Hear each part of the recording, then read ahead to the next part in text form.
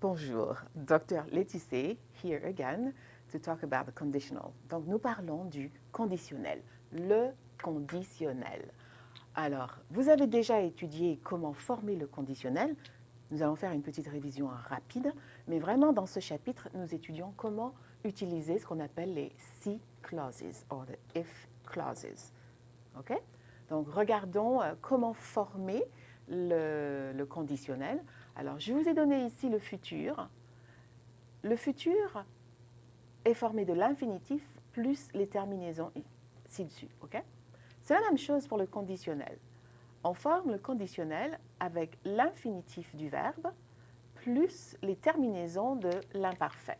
Alors ici, ce sont les terminaisons de l'imparfait. Okay? These look like the verb avoir in the present tense. Okay?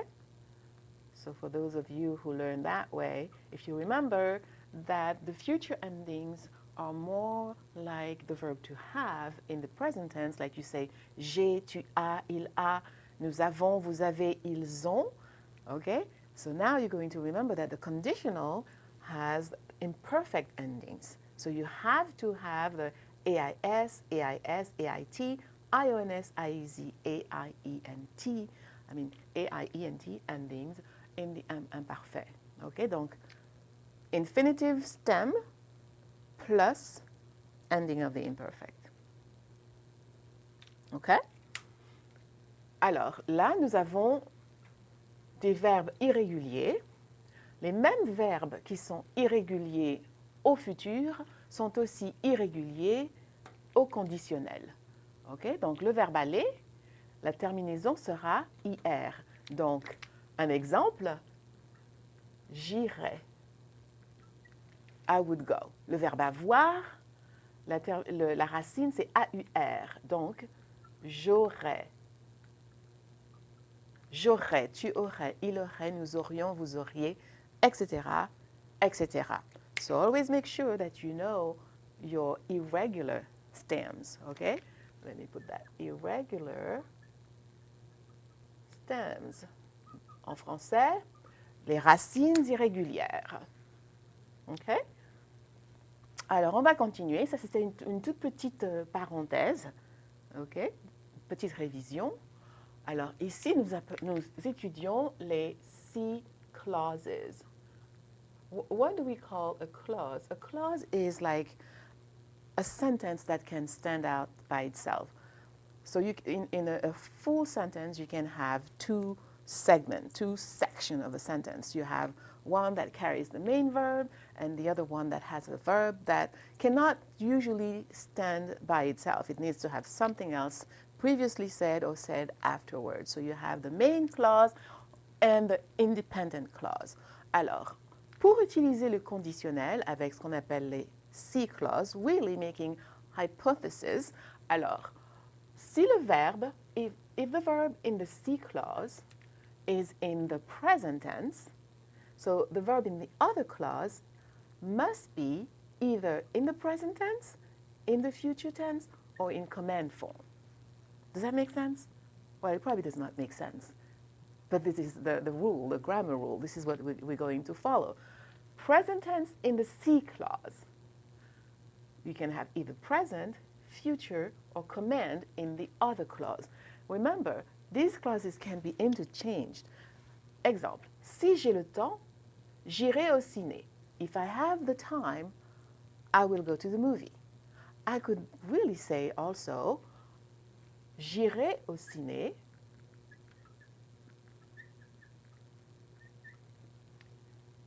si j'ai le temps.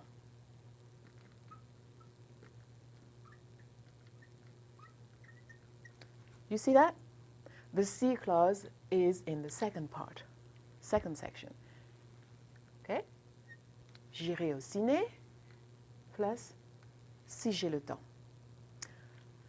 So always know what tense you must have in the si clause. So far, in your French grammar, you are going to be dealing only with the present tense and imperfect. I added the plus que parfait, but I don't think that we're getting into it just yet. So remember, in the C clause, meaning in that section of the tense that has a C beginning the sentence, you can only have the present tense or the imperfect. These are the only tenses that you can have in the C clause. So you see that anywhere, like if it's in if the C clause is in the front or at the back, the tense has to be either the present tense or the imperfect. Now, if you had the imperfect in the C clause, you must have a conditional present in the other clause. Vous voyez? Si j'avais de l'argent, je partirais en vacances. Or, on peut dire aussi, je partirais en vacances si j'avais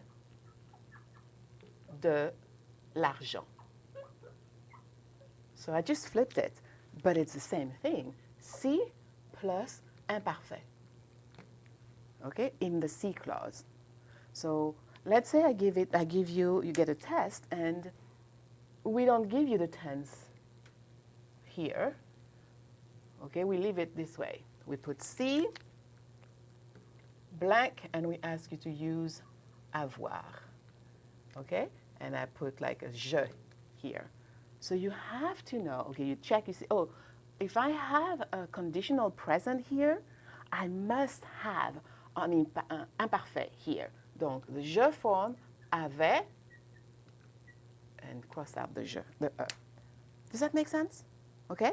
Now, I have to remind you, quand vous avez si dans la clause, okay, you can also have a future tense. S'il pleut, je prendrai mon parapluie. Or, je prendrai mon parapluie s'il pleut. You can also have command form in the other clause. S'il ne t'appelle pas, pars vite. If he doesn't call you, leave fast. Don't stay, okay? S'il ne t'appelle pas, pars vite, or pars vite s'il ne t'appelle pas. That's a command form. You realize that I don't have a subject with par, and I have an exclamation point here, meaning I have a command form. Is that helpful? I hope it is. Okay? C clauses, I think it's fun, dealing with C clauses. Remember, only 2 verb tenses can be used so far in the C clause. Normally it's 3. The present, imparfait, or the plus que parfait. Some teachers call it PQP, just to be cool or fast, okay? But I think in your chapter, they're only telling you about the present tense and imparfait in the C clause. So you see these in the C clauses. Present tense calls for present, future, or command. Imperfect calls for conditional present. You can flip it. If I have present or future or command, it means that the C clause has a present tense, or must have a present tense, okay?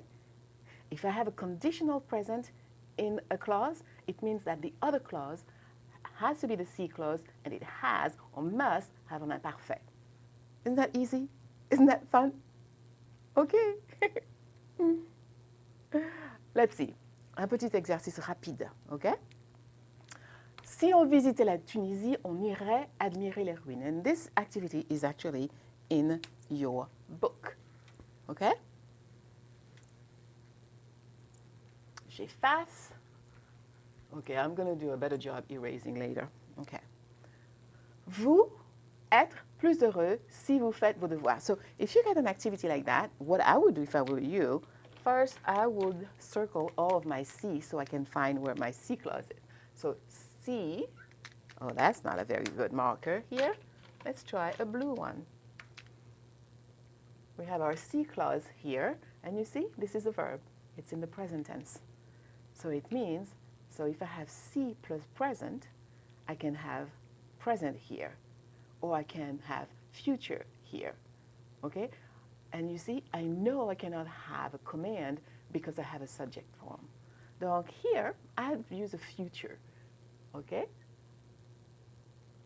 Vous serez plus heureux si vous faites vos devoirs. Makes sense. You'll be happier if you do your homework, okay? Look at this one. Let's locate the C in this sentence. Oh, they put it first. Donc, see here, conditional present here, see, it ends in AIS. Okay? So if I have conditional present here, it means that I have what? An imparfait here. Si tu avais la grippe, tu devrais aller chez le médecin. So I'm going to leave you alone. You're going to have to decide for yourself. But what I would do, always check the si and the verb. The si, yeah, this is good because you see you have this S apostrophe ILS. Makes sense. We cannot have two vowel sounds together. So the I that was there was dropped. Okay? And replaced by an apostrophe. So you'll find that. But that's still your C clause here. C clause here, C clause here, C clause here. So verb is in imparfait, verb is in the present, imparfait, right? Present tense. So now you know. You'll be successful. I know that. À bientôt.